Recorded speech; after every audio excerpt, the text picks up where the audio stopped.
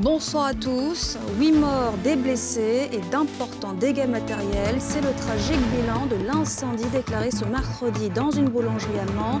Son origine et les circonstances du drame à suivre dans ce journal. Le Premier ministre Patrick Hachi a inauguré ce mercredi une usine de production de ciment. C'est la deuxième de la société Ciment de Côte d'Ivoire. Plus performante, plus respectueuse de l'environnement, elle ambitionne de multiplier la production nationale. Enfin, 3 semaines après le coup d'État au Burkina Faso, le nouvel homme fort de l'ancienne Haute-Volta a été investi ce mercredi. Il s'agit du lieutenant-colonel Paul-Henri Sandaogo. Mais d'abord à l'agenda du président Alassane Ouattara ce mercredi, en marge du sommet UE-UA, 3 rencontres dont 2 entretiens et un déjeuner débat, des échanges avec le président directeur général de SIE Invest, occasion pour le chef de l'État d'évoquer les investissements et les projets de cette entreprise en Côte d'Ivoire. Peu après, il était l'hôte de la Chambre de commerce belgo-luxembourgeoise pour les États d'Afrique, des Caraïbes et du Pacifique. On écoute le président Ouattara. Plusieurs entreprises, comme le disait M. le Président, belgo-luxembourgeoises, interviennent dans différents secteurs d'activité, que ce soit l'agroalimentaire, l'automobile, le BTP, la construction portuaire, SIE Invest, M. le Président, l'éducation, l'hydraulique, la santé, la technologie, le transport aérien, le tourisme et toutes ces entreprises participent à la dynamique économique de mon pays. C'est le lieu de lancer un appel à nouveau à des efforts du secteur privé de nos 2 pays pour diversifier et développer davantage ces échanges. Avec le Luxembourg, au regard du fort potentiel, les échanges doivent être renforcés, car ils sont environ de 8 millions d'euros par an sur ces 5 dernières années, avec un solde commercial déficitaire pour nous. Le secteur de la cimenterie poursuit sa croissance. Une 2e usine de la société Ciment de Côte d'Ivoire a été inaugurée par le Premier ministre ce mercredi. D'un coût de 50 milliards de francs CFA, elle vient renforcer la production nationale tout en créant des milliers d'emplois. Pierre Dipomélin, Aruna Zeba. À Coupé Zedji, au PK 24. Ici est bâtie une usine de production de ciment sur 20 hectares. Équipée de matériel de dernière génération, l'infrastructure a coûté 50 milliards de francs CFA. Sa capacité de production annuelle est estimée à 1,5 million de tonnes par an. C'est la 2e usine de cimenterie de Atlantic Financial Group, une multinationale connue dans le secteur de la banque et de l'assurance. Son président directeur général veut prendre toute sa part dans le processus d'industrialisation de la Côte d'Ivoire amorcé par le gouvernement ivoirien. On pouvait aller dans n'importe quel autre secteur industriel. Mais nous avons choisi le secteur du ciment parce que chacun d'entre vous ici sait que quand le bâtiment et les travaux publics marchent, toute l'économie marche.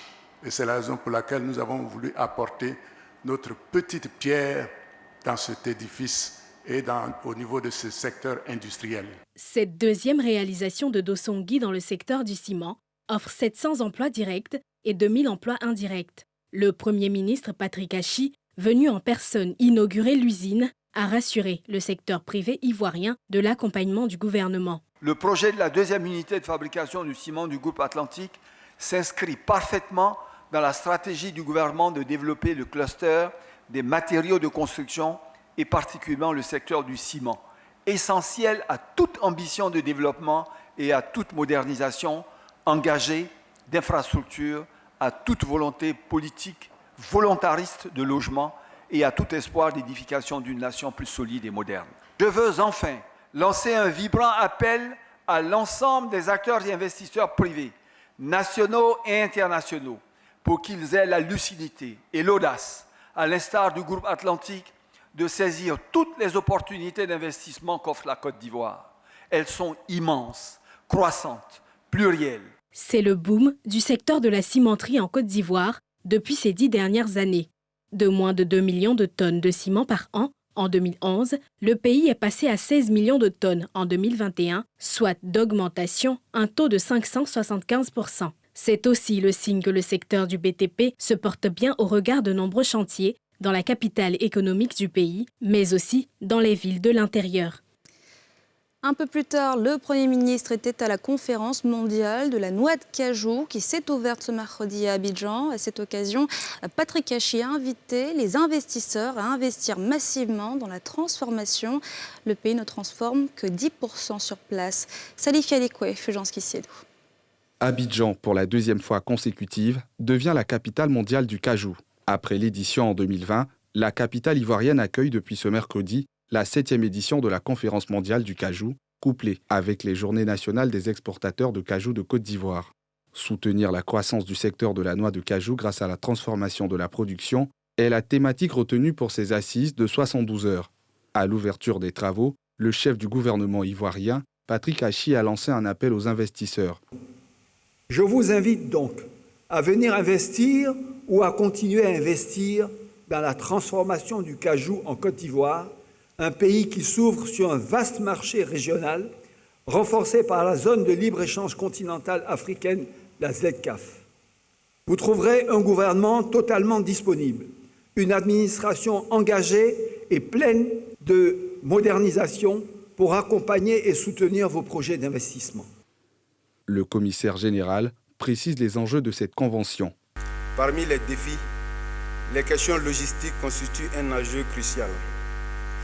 Pendant que l'industrie mondiale de la noix brute et de l'amande de cajou continue de croître en quantité et en valeur pour atteindre des sommets inégalés, les allocations logistiques et maritimes vers les destinations asiatiques sont de plus en plus réduites, avec des taux de fret qui explosent de façon exponentielle, défiant ainsi toute logique de parité entre le prix de l'amande et celui de la noix brute. Nous sollicitons humblement votre implication afin de faciliter la symbiose entre la communauté portuaire, maritime et les autres acteurs, mais aussi à ce que l'autorité compétente en charge de la concurrence dispose des ressources et de l'expertise nécessaires pour enquêter sur les pratiques abusives qui fragilisent gravement les acteurs des pays producteurs. Plusieurs pays participent à ce rendez-vous d'Abidjan dédié à la noix de cajou, comme cette exposante béninoise. Je trouve que c'est très intéressant. Il y a du monde et ça dénote de l'intérêt que la noix de cajou représente elle-même, non seulement pour la Côte d'Ivoire, mais pour toute l'Afrique. Parce que déjà, depuis que nous sommes installés, nous avons déjà eu à discuter avec 10 Indiens qui sont des acheteurs d'amandes. La Côte d'Ivoire, premier producteur mondial de noix de cajou, a lancé officiellement vendredi dernier la campagne de commercialisation de la noix de cajou pour l'année 2022, visant 1,4 million de tonnes contre 968 676 tonnes enregistrées en 2021. Retour en Belgique, la Première Dame est aussi à Bruxelles. Elle a rencontré ce mercredi pour la deuxième fois la reine Mathilde, la femme du roi de Belgique. Les deux femmes ont discuté notamment de la lutte contre le travail des enfants en Côte d'Ivoire. Les précisions de Nadja Eja. Bruxelles en Belgique, ce mercredi 16 février, en marge du 6e sommet ordinaire Union africaine-Union européenne, la Première Dame, Dominique Ouattara, s'est entretenue avec la reine Mathilde de Belgique. Une rencontre enrichissante qui a permis d'aborder les questions essentielles en rapport avec le droit de l'enfant, une cause chère au cœur de Dominique Ouattara. On a eu un entretien extrêmement agréable. La reine Mathilde, que j'avais déjà rencontrée l'année dernière, nous avons eu beaucoup de plaisir à nous revoir. Nous avons parlé de nos points d'intérêt, nos centres d'intérêt respectifs, et nous avons vu que nous avons beaucoup de points communs, à savoir la protection des enfants, le droit des enfants. Nous avons également parlé beaucoup de l'hôpital, mère-enfant de Bingerville, puisque vous savez que tout à l'heure je vais voir l'hôpital de la reine Fabiola. Et également, nous avons parlé de la lutte contre le travail des enfants, puisque vous savez que c'est une des raisons pour lesquelles je suis venue en Belgique, en dehors du fait d'accompagner le président. Au cours de cette même journée, la Première Dame de Côte d'Ivoire, accompagnée de la délégation ivoirienne, a échangé avec les acteurs de la société civile belge sur la lutte contre le travail des enfants. Elle a rappelé l'engagement de la Côte d'Ivoire à mettre fin à ce fléau.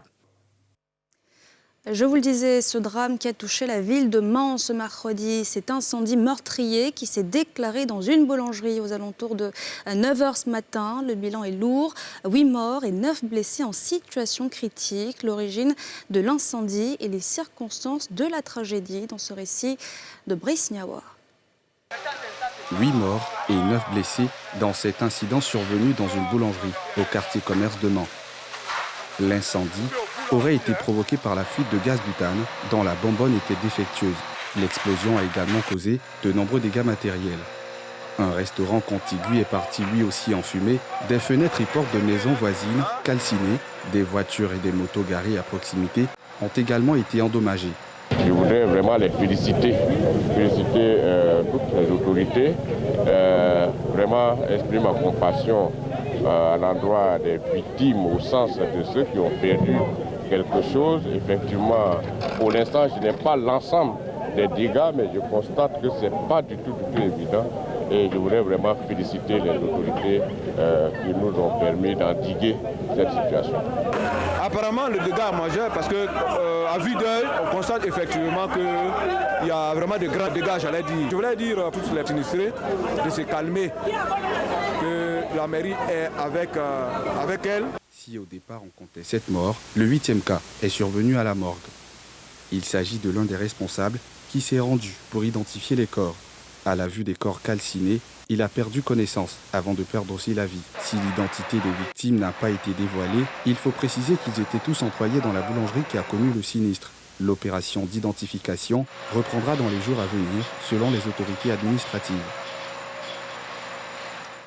Gagnoa est une zone essentiellement agricole qui a une production très élevée en riz. Ce sont les femmes de la région organisées en association qui produisent en majorité cette céréale, une céréale très convoitée en Côte d'Ivoire. Mais le pays fait face à un déficit pour le combler et atteindre l'autosuffisance d'ici 2025. Ces femmes plaident pour un accompagnement. Mardoché Kwasi, Marthurin Badé.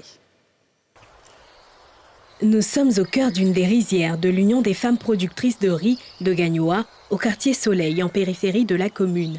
C'est dans ces bas-fonds qui jouxtent la capitale du Go que des femmes comme celle-ci travaillent au quotidien avec leurs moyens à produire du riz pour essayer de contribuer à combler le déficit de la Côte d'Ivoire en la matière.